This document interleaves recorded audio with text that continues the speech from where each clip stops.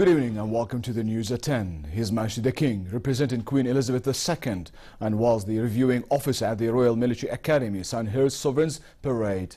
The parade, attended by Her Majesty Queen Rania, marked the graduation of commissioned officers, including His Royal Highness Crown Prince Al-Hussein bin Abdullah II. Crown Prince Al-Hussein, born in 1994 and named as Crown Prince in 2009, enrolled in Sandhurst last year after graduating from the Georgetown University in Washington, D.C., where he majored in international history. Commandant Major General Paul Nansen received King Abdullah and Queen Rania at Sandhurst, where their Majesties signed the guest book. His Majesty, escorted by the Guard of Honor, proceeded to the dais and Jordan's national anthem was played. The King, accompanied by the Commandant, then inspected the parade. The ceremony featured the presenting of the Sovereign's banner to the Sovereign's platoon, the best performing platoon among the senior division. The ceremony also including slow time and quick time marches to tunes from Jordanian, British and international musical repertoire. A pipe and drum band representing the Jordan Armed Forces Arab Army participated in the parade, playing musical pieces and marches from Jordanian and British military heritage, which marked the first time a non-British military music band participate in the ceremony. After the parade concluded, His Majesty delivered remarks to the senior division and the intermediate and junior divisions.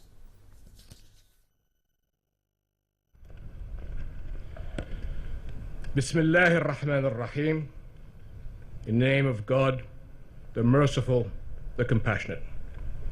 Commandant, officer cadets, staff of the Royal Military Academy, distinguished guests. I am honored to represent Her Majesty Queen Elizabeth II on this special occasion. And it's not the first time I've had the privilege to attend the Sovereign's Parade. Many years ago, I was a cadet standing where you are now. The memories of that day have stayed with me, making it a distinct pleasure to address today's cadets and Academy staff, their families and friends, and the distinguished guests who join us.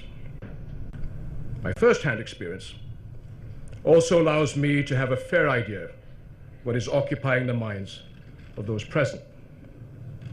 The Commandant and his staff are thinking, well, it's been a great day so far. They're hoping that my speech doesn't rain on the parade. The graduating cadets are thinking, hurry it up along, sir. They want to get up those steps. The parents are thinking, no, don't rush the tributes to our sons and daughters. Nothing could be a prouder moment for the families and friends of these fine cadets. And I should know, my son Hussein is one of them. And the instructors, well, having learned from and endured under some splendid color sergeants, I know how much blood, sweat, and tears go into achieving the standards required. You can see the fruits of your labors today. These cadets and their instructors have displayed outstanding precision and panache. Sandhurst at its best. In senior division, you are immaculate. What the rest of us must not forget is what lies behind this impressive performance. That is the iron self-discipline and mutual support on which great soldiering depends. Nowhere is this taught more effectively than here at the RMA, because as Sandhurst's motto recognizes, one cannot lead unless one serves. In other words, working with and supporting the success of others. You young officers have chosen a noble career of service. Wherever you go, and whatever challenges you face, you will stand as exemplars of duty, honor, and resolve. So let me say a few words directly to you as fellow officers. You and your soldiers will have unprecedented resources to hand. Over the course of your careers, technology will advance relentlessly. But remember this first. Nothing will substitute for the quality of your command. In the years ahead, your soldiers will look to you for guidance and inspiration. They will want to know that you care for them and their families.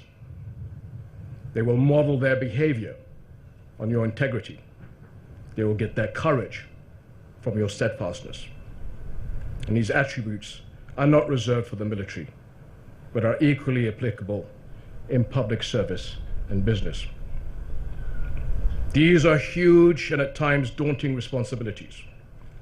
You must strive to be the best. And understand, you will not be alone. Your friends in your platoon and companies will be lifelong, because you have learned that working for each other is the way to succeed. Some of your most important friendships, forged in the mud and rain of Brecon, will be those with cadets from different countries, different cultures, and religions. Indeed, the enduring bonds that began here can help all of you lead the global understanding that a secure and peaceful future requires. The second guiding thought is this: however far your careers take you, always remember where you started. This past year has given you memories you will not forget. The often horrible weather, or the times you felt like throwing in the towel.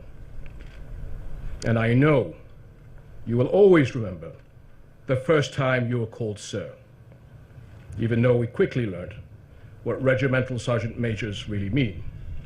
I will call you sir, and you will call me sir. The difference is you mean it, and I don't.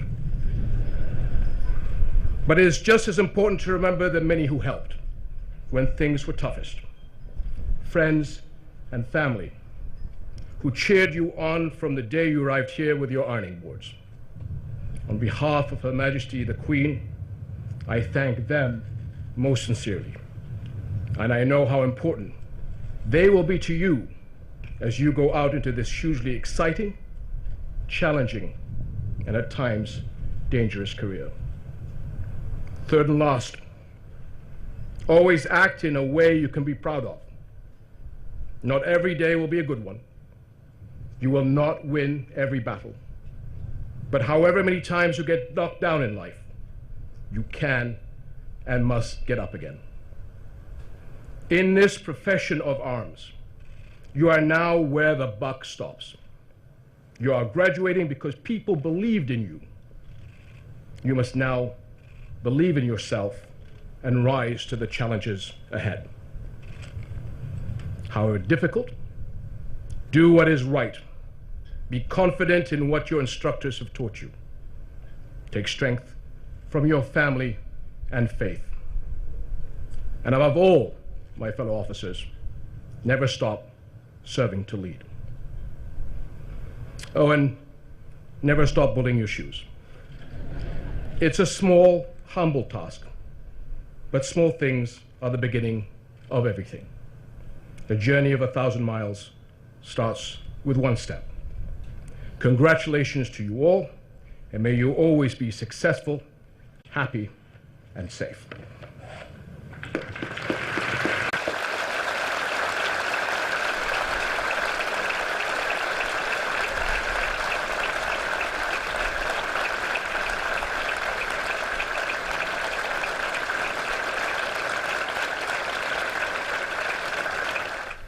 Jordan was named world's 9th safest country in the 2017 edition of the Gallup's Law and Order Index. With a score of 89 out of 100, Jordan made it to the top 10 countries where the population feels safe, according to Gallup Index, which measures the feeling of personal safety as well as individual experiences in terms of crime and law enforcement.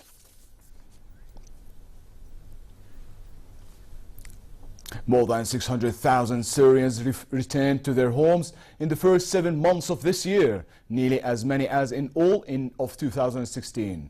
But they are still outnumbered by those freshly displaced. The International Organization for Migration said many went back to their areas of origin to check on property or because they had been in places where the economic and other conditions were deteriorating.